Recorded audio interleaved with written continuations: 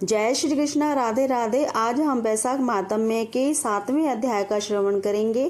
पिछले अध्याय में हमने सुना कि वैशाख मास में जल दान महादान है, अतः वैशाख मास में साधुओं की सेवा और जल दान अवश्य करना चाहिए। अब आगे की कथा इस प्रकार है। श्री नारद जी बोले, मिथिलापुरी का धर्मात्मा राजा इस अद्भुत चरित्र को देख हाथ जोड़ सुखपूर्वक बैठे हुए ब्राह्मण से कहने लगा, हे महात्मन, मैंने यह बड़ा अद्भुत तथा आश्चर्यमय चरित्र देखा, जिनके धर्म के प्रताप से इक्ष्वाकु वंशीय राजा भी मोक्ष को प्राप्त हुए। इस धर्म को विस्तार से कृपा कर मुझे सुनाइए। राजा के प्रश्न को सुनकर महात्मा श्रुतदेव धन्य हैं कह राजा की प्रशंसा करते हुए बोले, हे सौम्य, शुभ भागवत धर्मों का वर्णन मैं तेरे आगे करता हूँ। इनको जान लेने से प्राणी सांसारिक जन्मादि बंधनों से छूट जाता है। वैशाख में जो धर्म है, जैसे जल का घड़ा देना, प्याऊ लगाना, मार्ग में छाया करना, बावड़ी, कुआं, तालाब, धर्मशाला बनवाना, सूर्योदय से पहले प्रतिदिन स्नान करना, मधुसूदन भगवान का सुगंधित कोमल पुष्पों से पूजन करना, कथा सुनना, मार्ग से थके हुओं की हवा करना, श्रम को दूर करने वाला गौरस, गुड़ का शरबत पिलाना, जूता, खड़ाऊं, छतरी, पंखा, तिल, शहद, ईख, कपूर, कस्तूरी, चंदन आदि सुगंधित वस्तु, शैया, खाट, फल, दही, नैवेद्य इत्यादि दान करना चाहिए। गौओं को घास डालना, अन्नदान इत्यादि करना चाहिए। शरीर पर तेलादि मर्दन न करना, पत्ते पर भोजन करना, यह सब धर्म वैशाख मास में उत्तम है। स्त्रियों को माधव भगवान का पूजन फूलों से करना चाहिए। ऐसा ना करने से पुत्र, आयु तथा पति सुख प्राप्त नहीं होते हैं। वैशाख मास में जल व अन्नदान भूखे प्राणियों को अवश्य कराना चाहिए। ना करने से पशु और पिशाच योनि मिलती है। हे राजन, मैं अन्नदान न करने की एक अद्भुत कथा तेरे सामने कहता हूँ।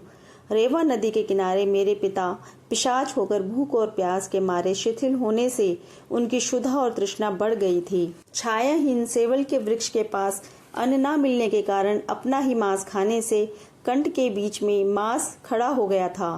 कंठ नली का छिद्र सूक्ष्म हो जाने से पीड़ा के कारण प्राण जाने का भय था।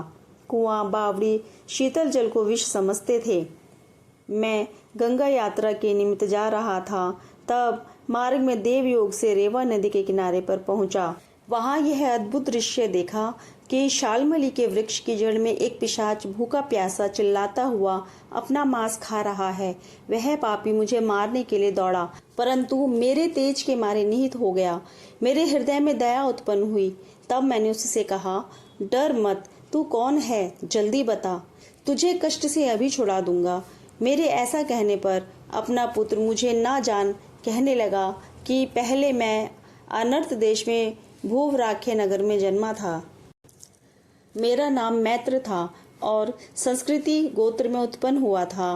तब दान, विद्या और यज्ञादि में मेरी बड़ी निष्ठा थी। मैंने संपूर्ण विद्या पढ़ी और पढ़ाई, संपूर्ण तीर्थों में स्नान किए। हे अंग, मैंने भिक्षा के लोभ में वैशाख मास में अन्न का दान नहीं किया।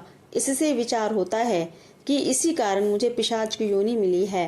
अब मेरे घर पर श्रुतदेव नाम का पुत्र है, जो बड़ा ख्यातिवान है। उससे मेरी दशा कह देना कि तेरा पिता अन्न दान न करने से स्वर्ग नहीं गया है और नर्मदा नदी के तीर पर बड़ा दुखी हो अपना ही मांस खाकर वृक्ष की जड़ में पिशाच बना बैठा है। अतः पिता को पिशाच योनि से छुड़ाने के लिए वैशाख मास में प्रातः काल स्नान कर विष्णु पूजा और भक्ति पूर्वक जल से मेरा तर्पण करे। फिर किसी ब्राह्मण को अन्नदान करे, जिससे मैं विष्णु पद को प्राप्त हो जाऊं। यदि तुम मुझ पर दया करोगे तो तुम्हारा कल्याण होगा।